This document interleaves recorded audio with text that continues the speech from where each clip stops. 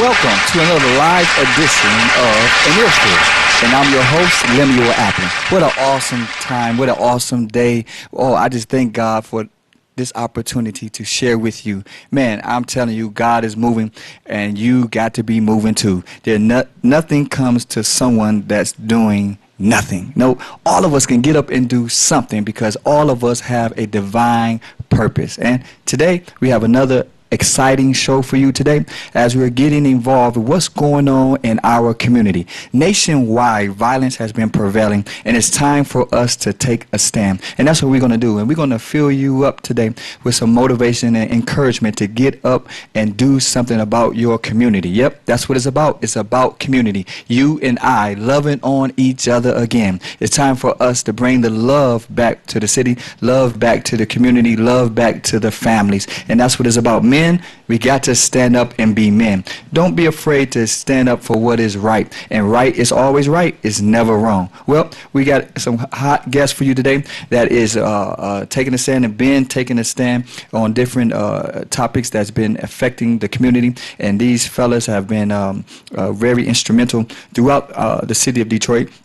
Really the nation. They're nationwide, and they are part of the Moorish movement, and we want these good fellas to come on board with us today and share with us what they are doing to bring back the love in the community. What the world needs now is love. Well, right here on An Earful, we want you to stick and stay because we have a hot show on the way. Right after this small commercial break, we're going to come and bring our first guest so we can begin to talk about what we can do right now to centralize the love and begin to take back the streets. I want to say that. We need to take back our streets. It's time for us to take a stand in the community. And we're going to do it right here on An Earful. And I'm your host, Lemuel Applin. We see you on the other side.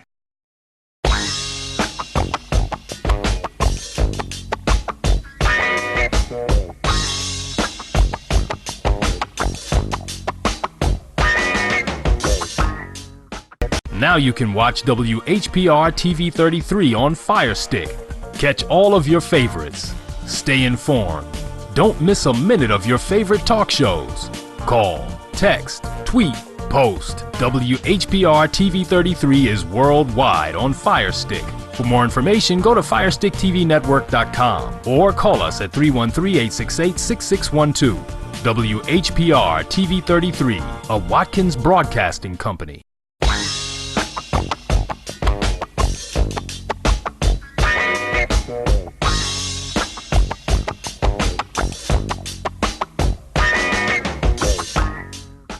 And we're back live right here on An Earful. And I'm telling you, we are taking a stand. We are soldiers in the battlefield. We are real men. This is what men looks like.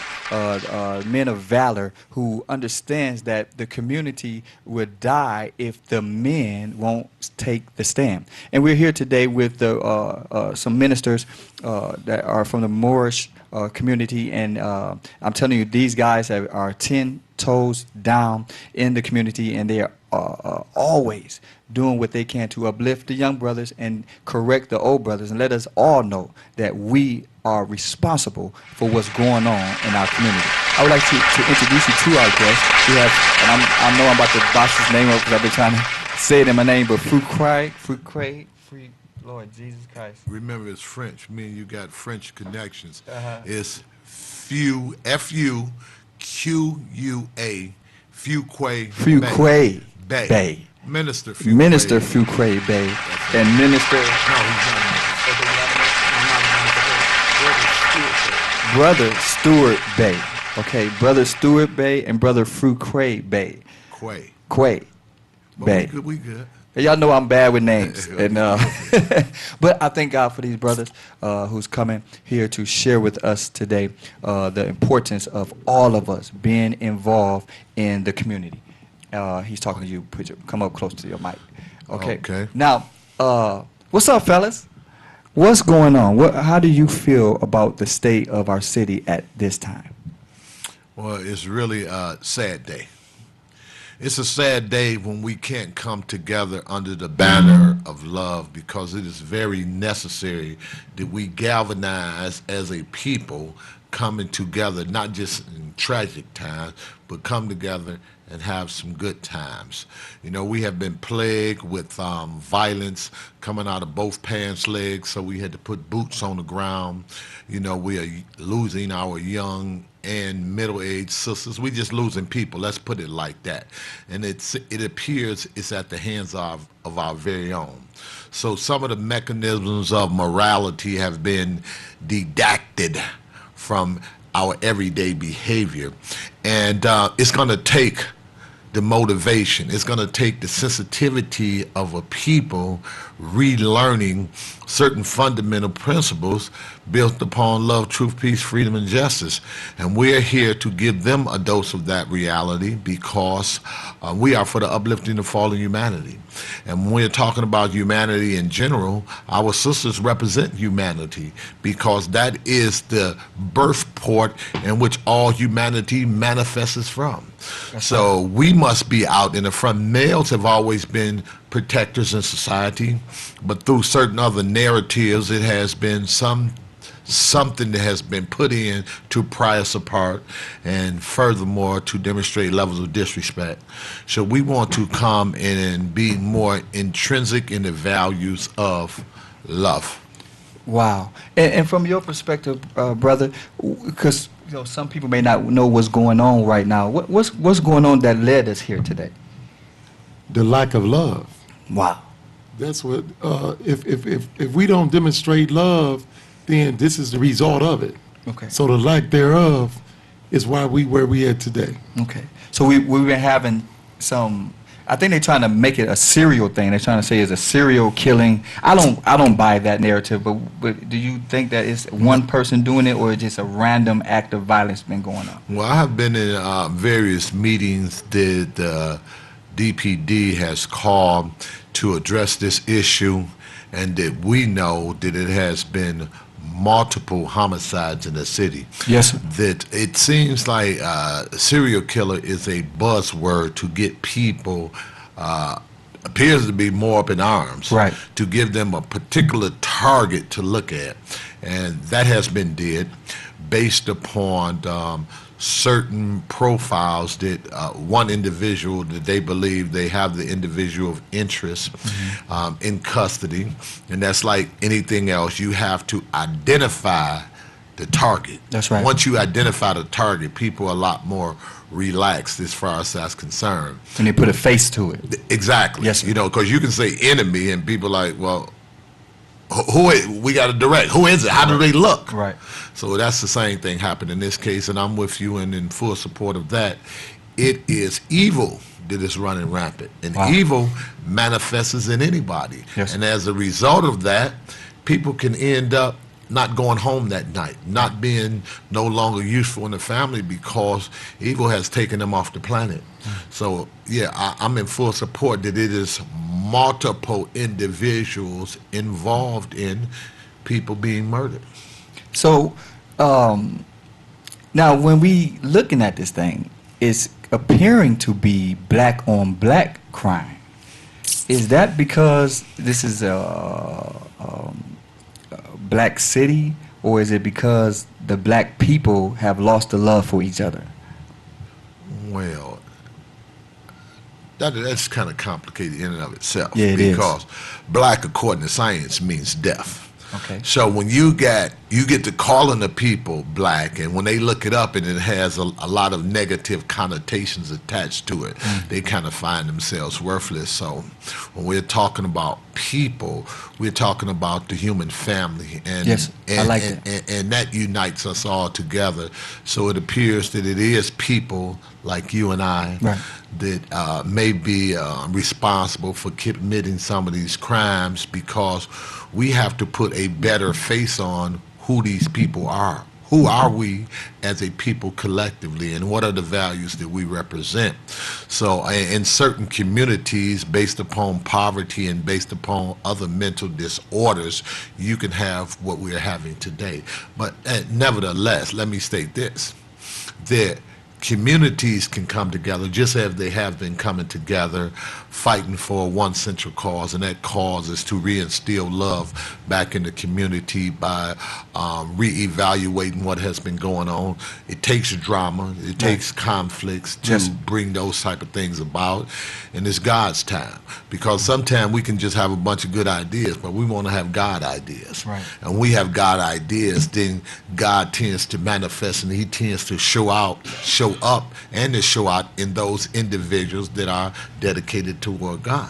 And now you said something there. So what do you, I hate to use this word, but I have to, what do you label our people as? Could I say that? Oh, yeah, we are Asiatics. We are Moorish Americans, because every nation has a flag. That flag is going to help identify those individuals. That's right. You're from Cuba. Right. You're Cuban Moor. Yeah. Yeah. I'm a Cuban Moor. Cuban Moor. Lineal. Let us not forget colonization of the French coming to Cuba. Yes. So, and as I stated, that we have somewhat of a kinship, because Fuquay in and of itself is French colonization in and of itself. But we are not connected from that particular perspective. Bay reunites me with my Moorish heritage. Okay. And we have to be able to identify the principles of a people. Right. When you get to saying black, it's all over the place. You cannot find, I see you have a holy book just right before it. Yes. You can't find black people in that book nowhere. You cannot. Nowhere. It does not represent nations of people. That's you right. don't have that. And we want to look, where did that narrative come from? Right. Somebody gave that to us, and it was all right for them to say, you black? Yeah, that's kind of fake. We're going to call y'all some Negroes. Right. Well, y'all are interbreeding. We just call y'all colored. What shall we call him exactly? What shall we call him? And so anybody that had access to the ink, per se, they presented that narrative to the country and to the world. This is what these people are. So when people are like, who are these people? What do you mean? We never heard of such people, because you can't find them in history spelled out that way. We wasn't somewhere calling ourselves black. Right.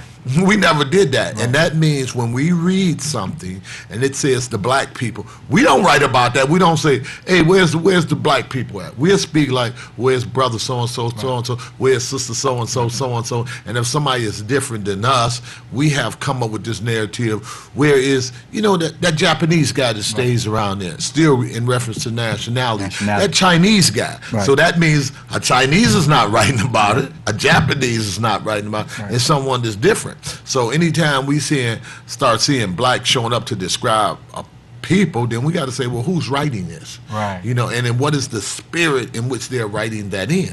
And that's important, because, like you said, black means darkness, means ignorant, means negative. It's so much negative connotation with that word, and it's easy to identify people like that, and it causes a person to lose identity.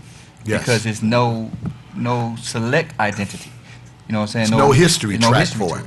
So it's no history track for that, because I remember I had a psychology class, and in the psychology book, it had blacks, shiftless, lazy, worthless. It had all these identifications for what you want to say the so-called blacks. I know we didn't write the book. Somebody else wrote the book. But just think about people just reading the book, and they're reading that book, and they're not using any, what we might say, analytical thought, and saying, hold up, wait a minute. You ain't talking about me. You ain't talking about my mama. You ain't talking about my grandmama. You ain't talking about my grandfather. So what is this group that you're speaking about? And what was your connection with that? And why are you writing this narrative about a people?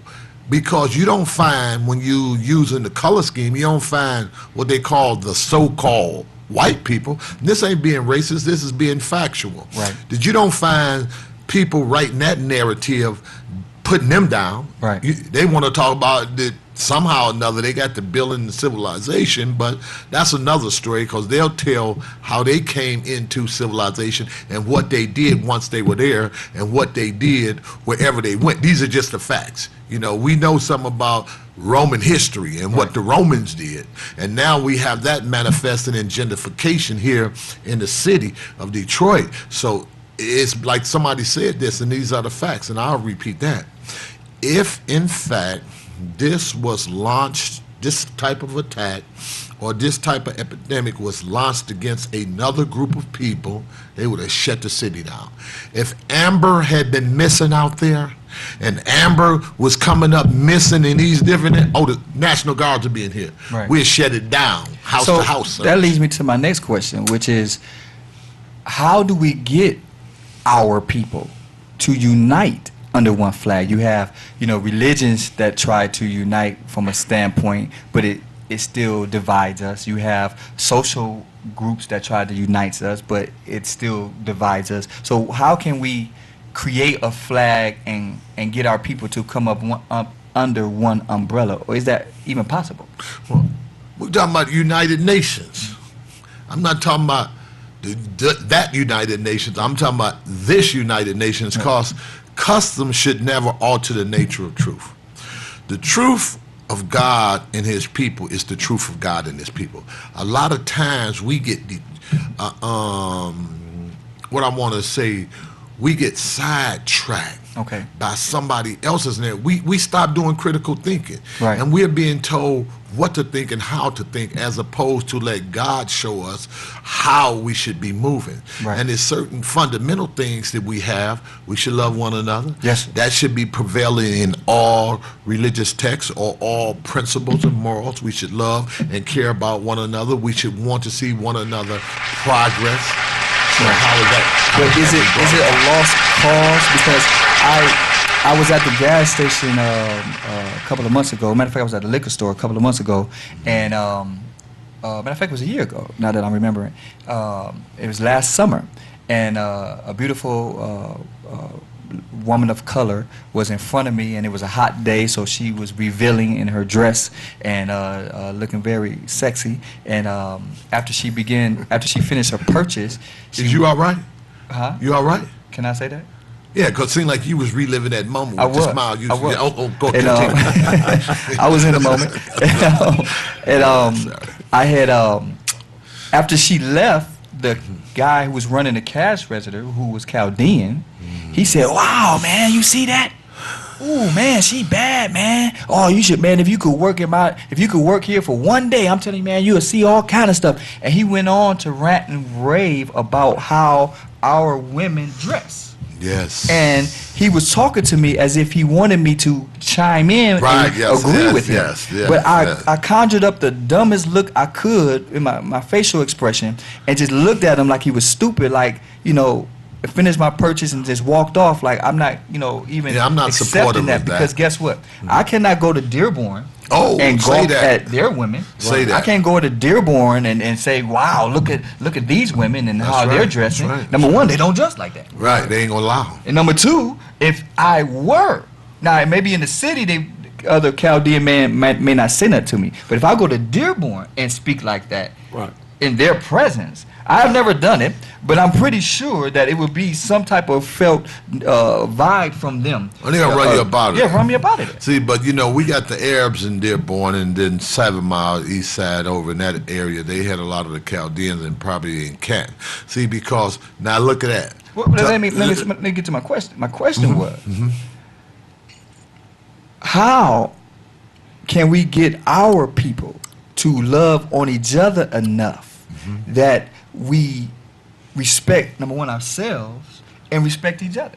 Right. There's no way in the world we have more nationalities in our communities running and operating the necessity areas. Yeah, I got you. Our liquor stores, our gas stations, our grocery stores. They're running all of the operations around us in our community, but we cannot go in their community and do the same.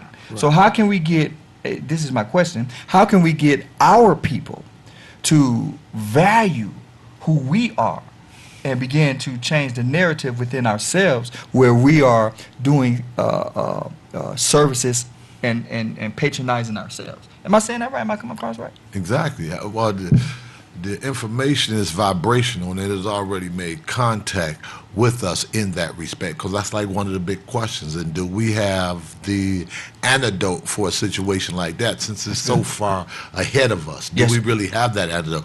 We know what we would like to see, but it's a number of barriers is in place that prevent that, and they're constantly being put in our face. Why? Because I think Steve Harvey said this, and I was very disappointed that he said it's all about the money game. Right. So it's all about the money game. When it should not be, it should be about the morality game, Right. not the money game, Right. because that means you are but a slave, Right. and you can be bought off. Right. So it can't be all about, because one day you might have a bag full, the next day your bag may be empty. That's right. That's So you want to talk about that. So it's through the process of education, it's through the process of the home values, and sometimes it's going to take conflicts to bring people together so that that page in the book can turn. And when that page in the book turns, that those values that we have should be resounded even in our music once again. Let's get it on. Right. We are family. Right. Yes, sir. You see? Right. It's some of that old music, Right. you know. Here it is, when they had the big disasters in other countries, they spoke about, we are the world, Right. we are the children. Right. See, we are the ones. Right. We are the ones. Right. We are the ones that come together and Make the look change. forward. That's right. Right. For a brighter day. For a brighter day. Day's gonna be bright. Is it safe to say that this is a lost generation? No. Should we purge this generation? Oh, that's Because that's a what they harsh did word. in China. Purge. China, they Ooh. made it illegal to sell drugs or even take part of drugs, to the point the penalty was death. Okay. Alcoholics, drug addicts, homosexuals, they penalized them to purge their society of that lack of morality. Is that they was too purging much? them because of Western culture. That's what they was purging them I'm talking from. about Western China, culture. though. They was purging them because of Western culture. They have their own culture and their own heritage, and they didn't want it to get out of hand. Right. So they did some of the things that you're saying that they did. Why? Because they could get ahead of the thing and they see what it could be, and they said we're not going to have those type of behaviors. But it's a good point you brought up. You said they're going to make drugs illegal. Drugs are illegal here in America, but the penalty for it is greater among our people than any other people. Anytime that the system sees that we can benefit from whatever it is, Right. benefit from the numbers, Right. benefit from liquor, benefit from whatever. They see the amount of money, because I had to go and reiterate what Steve Harvey said. It's the money game when you think like them. See, first it's bad for us, but it's the money game when it comes to them. So they don't care about moralities in society. And that's why I said, should this generation just be purged? I mean, it's like Has to start somewhere, we've not come purge. to a place where it's a norm to act out of immorality. It's a norm for a man, a grown man. You know, I know when I was a teenager, I was rebellious. I went against the grain, Right. but it's a norm for a grown man to sag his pants. It's a norm for a grown woman to expose her body. It's a norm. It's like, if you're not doing it, then you're not in, or you're not accepted, or you're not valued. So how do we change the narrative? Because the violence that we've been experiencing the last couple of weeks is the result, is the byproduct of lack of morality. It's not the cause of it. So if we're going to get to the root of it, we got to get down in the dirt and say, okay, it starts in the mind, right? In the Yes. mind, where Thoughts and things. if a man think that it's, you know, when I was growing up, when you was acting bad, the old folks said, boy, you're showing your ass, boy, you're showing your ass, and that made you understand that you got to get back right.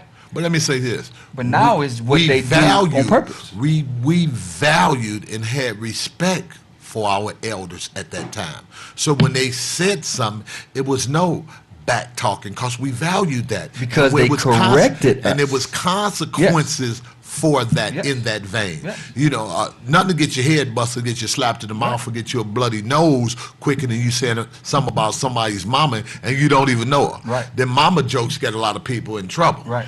You know, now sometimes the mama's truths will get people in trouble. Right. Like you say, you don't know who's the mama sometime and who's the daughter and who's the grandmama because of maybe how they dress. And you might be, oh, she's hot. Man, no, that's my mama. Right. Well, hey, excuse me. Right. But she was hot. Right. You know, because of, like you say, how they're positioning themselves. And people, I've heard this, people say, well, they should be able to dress any way they want. You shouldn't be able to do this. Well, you should be able to leave your doors open. You should be able to leave money on your tables. Right. You should be able to leave keys in your cars. But Right. that's not the society that we live in. So let us wake up, deal with the society we live in. And you say about purging, and you say about the dirt. It's only through the dirt that people can move to get clean. Because they're going to be in the dirt sometime. But if they have a willingness to get clean, we should be on the other side of the dirt. Keep trying to pull them out, because I guarantee you this, they're going to remember all of the good that you said when they was in that dirt. So like they say, a little dirt don't hurt.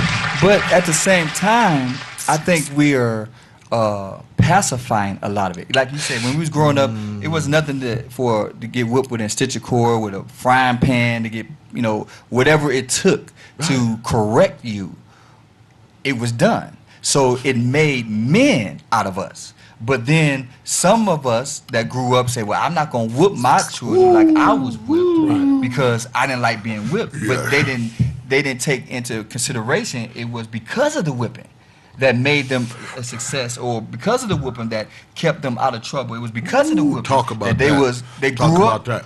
long enough to have children of their own. Talk about So that. that's what I mean by the purging. That's what I mean, that we got to.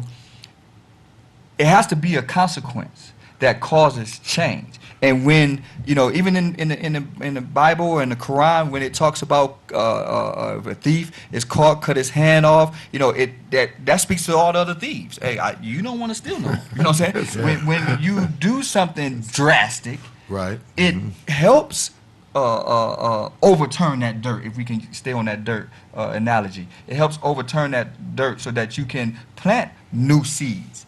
You know what I'm saying? So what I'm trying to say is, I think it's more than just a great pep talk. I think it's more than just fear of going to prison. I think it's more than just rallies and things of that nature. I think we really, as a community, we need to, because I do it all the time. When I see a brother with his pants sagging, I'll tell him, quit, put your pants up.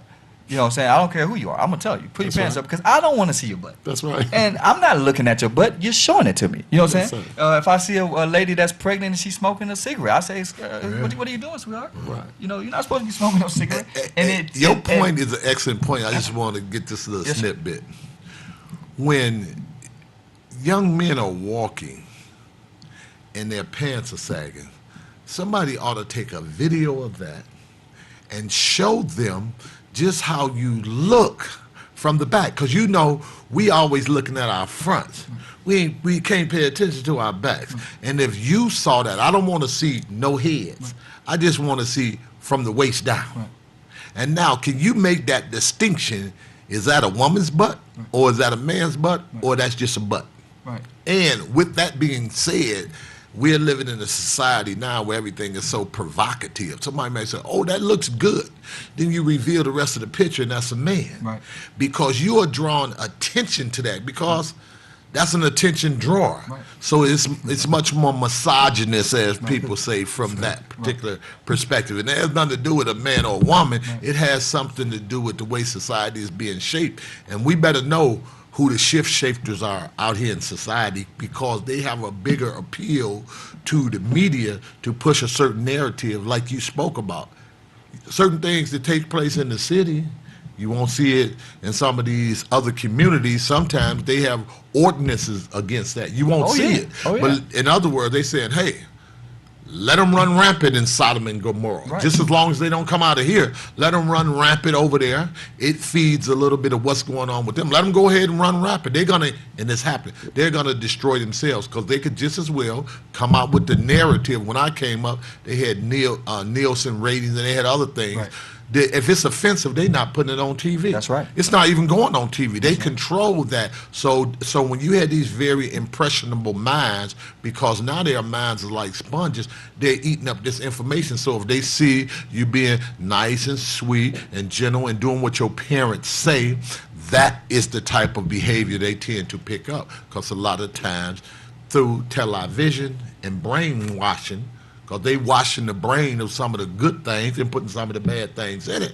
So this is what they see. So you might see somebody come up, Mommy, I love you. Why? Because they just done been struck by a program they seen and it attached to their emotional stems. And it's like, oh, and they seen the response, oh, thank you for that. Right. But if they see you talking smart, you got something slick, nickel slick to say behind their back or something, children will tend to pick up that. Why? Because they're in this world and they're trying to find their way, and we are their counselors while we are here, and it's our job to lead them as best we can. But like you said, other communities set up ordinances and rules and regulations to stop and prevent immorality, and that's why I brought you guys here today. I think it's time for us as men. See, the narrative that's going out is you can't say nothing offensive. You can't say nothing against what people want to do. Everybody has their own mind, and everybody can do what they want to do, but that's not true.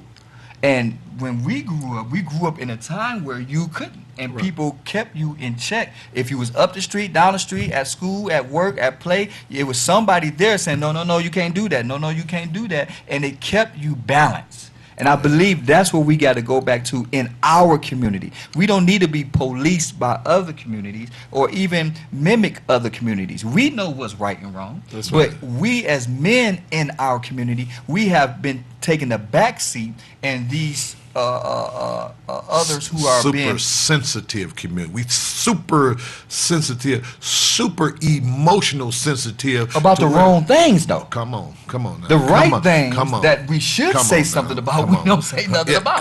And things that is frivolous, we got a lot to say. I don't like how you said that to me. That's what I'm going to talk about today. It's time for us as men to say, hey, cut that out. We're not going to eradicate every wrong, of course. Right. But I'm saying it's certain things that will uproot a lot of the problems that we're having if we would just stand up and say something. Don't let them think they can be too comfortable among men in saying anything. They should know when they're in the company of certain, you can't say anything you want. You can't say anything that you won't hear, and you should not want to say anything you want. I see women. I was in the store, the restaurant the other day, and I seen this woman, get your little bad butt over here. And the boy's like 1 year old, and I'm saying, he doesn't even have a vocabulary to even know what you relate to. Get over here she gave him some language, and the boy was steady playing. Well, I'm gonna do this. I'm saying, nah. Right. It's a certain age threshold in how we address things. But you are absolutely, positively correct. Right. People want to scrutinize everything you say, no matter how positive it is. They don't have respect for their own parents a lot of times. I have known children, not in my time, but I have known children to challenge their parents. Fighting, that's unheard. That was almost like a death sentence. Oh, it was. What are you talking about? I never even heard of that in the era that I came up with, a child fighting their parent. Even fighting the bus driver, or even fighting on the streets. I was picking my children up from school, and two young brothers began to fight each other, and all the other parents got out and watched. Oh no! I got out and broke them up. That's right. That's right. That's right. That's right. We're not doing that. And it's not. That's right. It's not the children's fault. It's the parents' fault. Yeah, they play an important role. It's not the younger generation fault. It's us who have lived longer. We've lived long enough to know that it took a stern hand to make a man. I like that. You should write that down. It takes a stern hand to make a man. And that's why we're creating so many weak minded men, because all these men, they wasn't getting whipped. They was getting time out. They was getting their PlayStation taken from them. So they don't know consequence and repercussion. They don't understand that your wrong is a penalty from. Yes. Besides getting cussed out, like you said. I think it's super. We got a lot of super sensitivity going on. I don't know where all this. It may be in the food too, because young men are so emotional at this state that we used to joke when we was coming up. You acting like a girl, right? Because of how they are so wired to emotions. Men used to have their endorphins and everything. Used to kind of have them a little bit more calmer and cool. But now they'll go from 1 to 0 simply because you didn't say hi to them, simply because you got on a shirt like theirs. They'll go just that in just that particular fashion, and simply because they ain't never been whooped before. A lot of these guys out here ain't never had a good whooping, and that's why it takes prison, it takes trouble to correct them. And then you guys' movement, the Moorish movement, that's why so many young men flock to you guys, because you show them discipline. Yes. Men has a mechanism in their DNA that accepts and appreciates discipline. We want that. Yes. We cry out for that in our definitely. actions. So what I'm simply saying is what we have to do as men in the community is it's time for us to take a stand wherever we are. So that means we have to be men wherever we are. See, the problem is we don't say nothing to others because we don't want nobody to say something to us. We're not living right. We're not doing right. So we can't say nothing to you because we know we're not doing right ourselves. I don't want to. Sometimes people use a narrative about somebody being a hypocrite, and I really struggle with that, and I really thought about that on so many different levels. I say that if I am struggling with a drug addiction, if I'm struggling with smoking cigarettes, and I may already have cancer or something of this particular nature, you mean to tell me that I'm not going to tell somebody else not to fall in that, not to go that way, that I cannot teach them about what not to do, or the hypocrite word? I don't care about the word, I'm saying about behavior. I don't want you to be dying like I'm dying because I done experienced that. I don't want you to go the same way. Why? Because I love you just that much. Just that much. Right. And that's awesome that you said that, because the word hypocrite and you can't judge me are the two gateways that has allowed this generation to escape correction. Yes. You being a hypocrite because you do it yourself, or you can't judge me. You see what I'm saying? When really, like you said, yes, if I'm in a situation, I can judge you best because I can say from experience this is not the road to take. Right. And when we lost that voice, we lost our community. Yes, sir. You got something you want to say? Yes, sir. She's getting everything on point. Because I knew he was going to say something about the hypocrite part. Because oftentimes he'd say something to me, and I'd be like, well, such and such, what he say? Well, because they did it, you can't stand for correction. So I understand what he mean by that. Right. We got to correct each other. Iron sharpens iron. That don't just mean you tell me your good idea and I tell you my good idea. No, that means I'm telling you from my experiences what should be done and what shouldn't be done. And I can take a stand on that as a man because I've experienced that. And that's what these young men are missing. They're missing men standing up, looking them in their face, and telling them the truth. True. Because that's what they need. They need the truth. Pull up your pants, son. Get yourself together. Cut that out. They need that. They need it on so many different levels, because I'm gonna explain to you why I'm saying do a particular thing. I'm just not gonna throw it out. But like I said, everybody stands on their own truth. So we think just because a male looks like a male that he's embodying that. He in fact may not be embodying that because for whatever reasons he may want that attention. Right. He got his pants down, and got a heart on the back of his underwear. That may mean something. Right. And he may want to be looked at like that. Right. But we saying, well, hold on, son.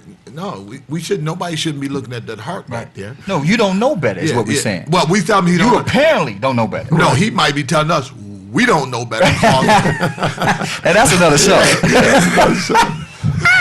No, what we're saying today is you don't know better. We're hoping that You that's should not know. You what you should be don't. because you know what? Look at this. This is That's good, self-genocide. This is Yes, it is. self-genocide, and we didn't realize. What you mean self-genocide? Because look, if we put all the people, same-sex people, in one place, Yes, sir. they could not populate. Right. They could not That's right. carry on generations. That's They right. just could not do it. Right. So that's not to say what they talking about. We talking about the facts. Right. They could you would Reproduce. extinct yourself. You would become extinct. Right. If we put you on the island, put you here, put you there, That's you're right. gonna go extinct. For those who just tuned in, listen, we're talking about this because we're tired of waiting till something happened. Then we're trying to talk about what happened. No, we're getting to the root of the problem. The root of the problem is a lack of morality in our community. And it stems from the lack of men standing up to the younger generation and correcting them. And we want to empower you, man. You, man. We want to empower you.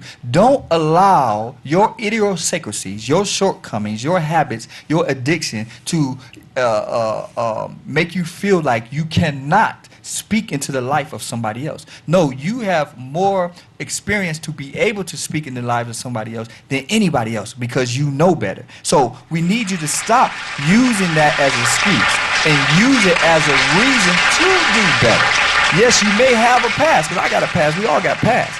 But I'm using my past to do better in my future and empower the younger generation to deviate from the path that I took so they don't have to go through the things that I went through. And the only way we're going to help them do that is if we say something. We got to say something to these young people because it's too late when they're acting out what they already been living.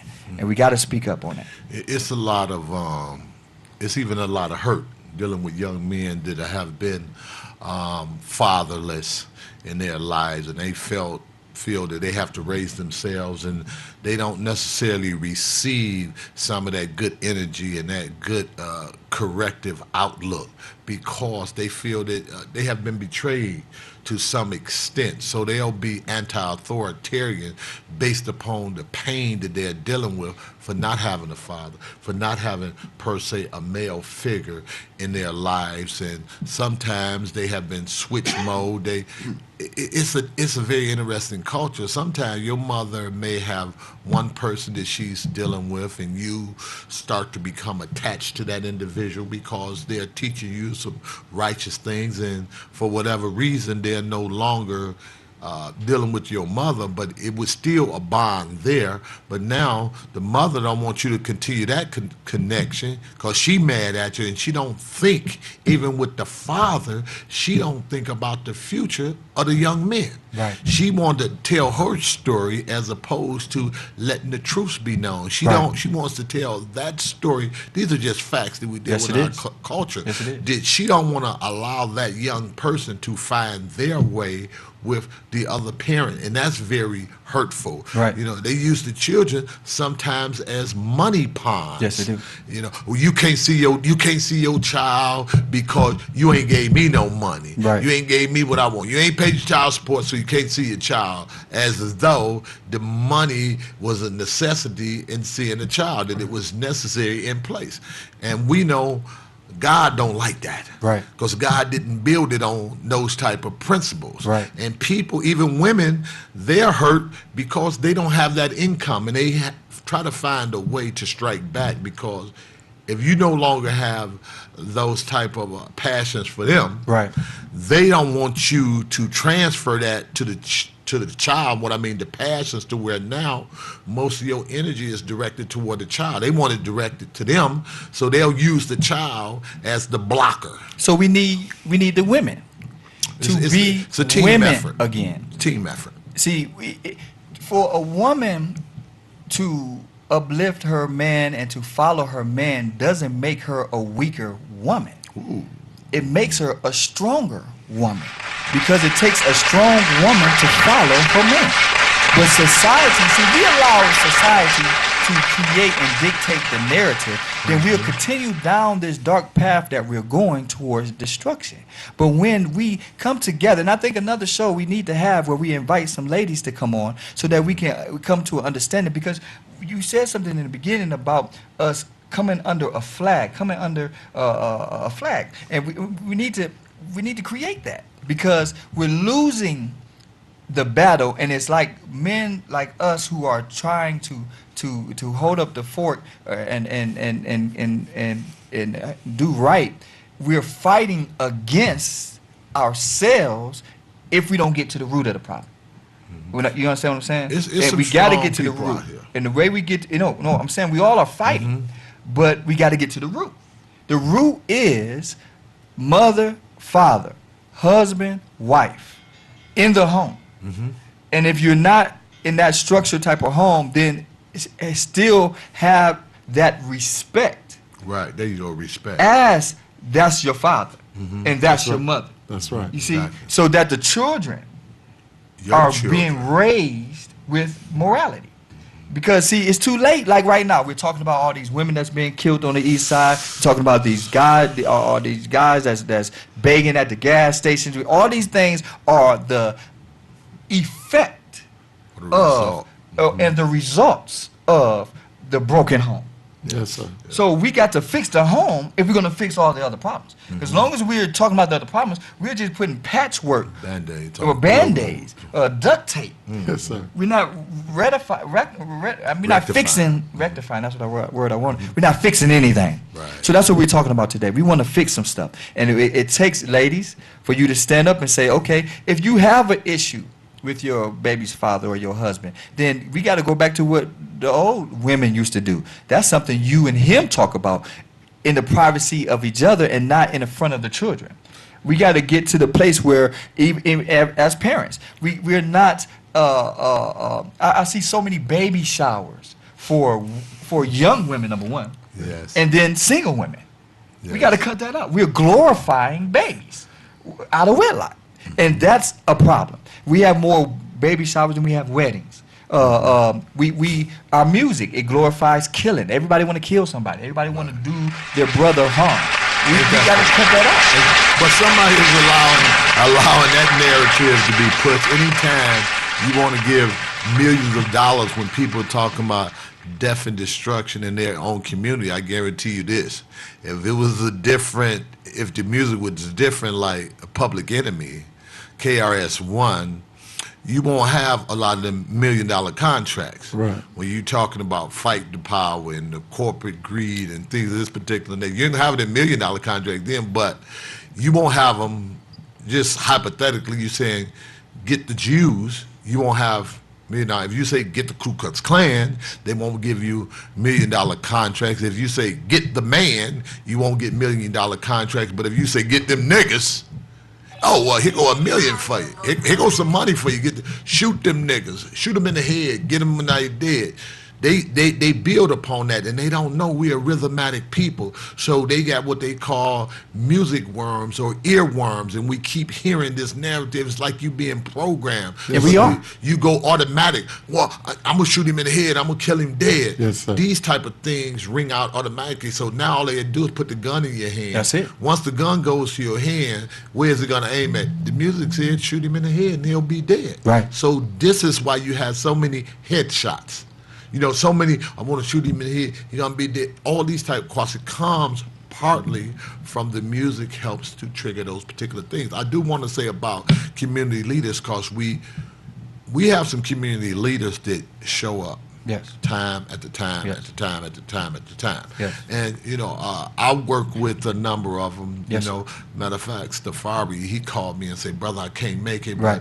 But is Shout it out possible? to Safari. Yeah, if you could make it, could you please go and, you know, appreciate represent or kind of go and give the people some of the truth that we share collectively? And I Yes. said, I certainly, him and Pastor Mo. It's even some good And niggas. it's a lot of great people in the city and nationwide. What we're simply saying today is, okay, I'm tired of being there after the effect, after something happens. We're showing up, we're saying, okay, what can we do, what can we say, but what can we do as preventive medicine is what I want to talk about. I'm not sure, because we're not time cops. We can't jump to the future and say, crime getting ready to be committed. Let's do this, that, and the other. You don't know what happens until it happens. Yeah, once something happens, it shows you that it's a problem that perhaps since more attention is to it, that we can ward off other things. But we just don't know. Somebody spoke about this. We got to do critical thinking. Somebody said murders is down on the east side. And last year we had these men. I said, we're not selling cars and we're not bagging bodies. The crime rate is down on the east side, so that means people are doing a better job. Well, perhaps this may be what's happening, is that the people you caught last year ain't made it back out of prison this year. So as a result of that, they're killing Crime less is down, people. right. The killers are gone. Yeah. And perhaps the people that's in prison are not doing it, and maybe you got less people to be killed. Right. You done killed so many in the killing zone, so you don't attribute that to say, "Oh, we doing good? We're doing better." Yeah, because Right. we was really supposed to have 21 murders, but Right. guess what? We only had 18. Right. We good. We doing better. Statistically. Statistically, nah. Murder should not be Yes. a part of that narrative Right. to what Period. we're saying it's up and it's down, it's up Yes. and it's down. We don't want to look at the ups and downs because we see it and we go to these funerals every day. If anybody can tell us about the murders, it's the people in the funeral homes. Yes. Because they're going to get them Every day. every day they know exactly what's going on. But what should be on our hearts and our minds is to come up with some type of tool, because people, they get agitated quick. Yes. It can be something actually in the food it brings about agitation. I'm Right. saying, I heard young people say this. I had one of my granddaughters saying, "Granddad, she's irritating me." You're only 9 years old. And I'm telling you, and they younger. Where you getting this vocabulary and encompass irritation? Right. Where is that coming from? Are they so irritating? And as a result of that, that can bring about conflict. Yes, simply because words are triggers like Yeah. bullets in a gun. That's so right. you load the gun with certain words. Now it's going to be a certain behavior that's going to be attached to what was just said. It irritates me. I don't like him. Why? That seems to be the question. Yes. Why? What irritates you about the situation? Let's try to get into something that's going to be anecdotal, something that can be problem solving, because if we can get to the root of the irritation, now we can deal with other situations in which you may have been going to get irritated. I wish we had more time. I'm telling you, we're going to change the narrative. We're praying about it. We're seeking Yes, about it, yes. and we're going to do something about Yes, it. Listen, yes. we got to go to a quick commercial break. I wish we had more time to talk about this, but we got to all, wherever you are, begin to talk about this, because it's time out to keep going down this same path, because this path is leading us to destruction. Well, Yes. it's been an earful. We see you on the other side of this quick commercial break.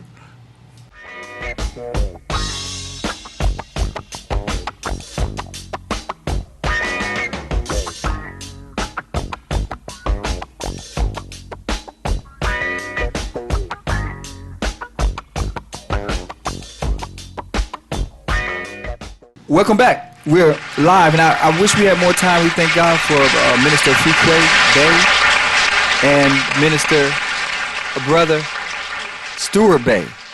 Stewart Bay. I'm not good with names, but I thank God for them for taking out some time and sharing with us today. And listen, I'm tell you, all of us need to get involved. It's time out for waiting till things happen, and then we woe is us, and then we go right back to doing the things that created the climate for the previous tragedy. No, if we're going to change some things, we got to start changing now and alleviate the elements that causes violence and such tragedies in our community. Well, that's what this program platform is about, is giving you an earful of things that you can do to start changing your life and the lives of the community around us. And each and every week, we're going to be here for you. When the last time you found yourself in this position? Reading your Bible. Jesus said, man shall not live by bread alone, but by every word that proceeded from the mouth of God. I guarantee the more you read the Bible, the closer you get to God. We want to get you to do that. And remember our mantra, God is with us, God is for us, God is in us. Always say that no matter what you're going through. Well, we'll be right back next week, same time, same channel. Come and get an earful And I'm your host, Lemuel Appling. God bless you. God keep you. We'll see you next week.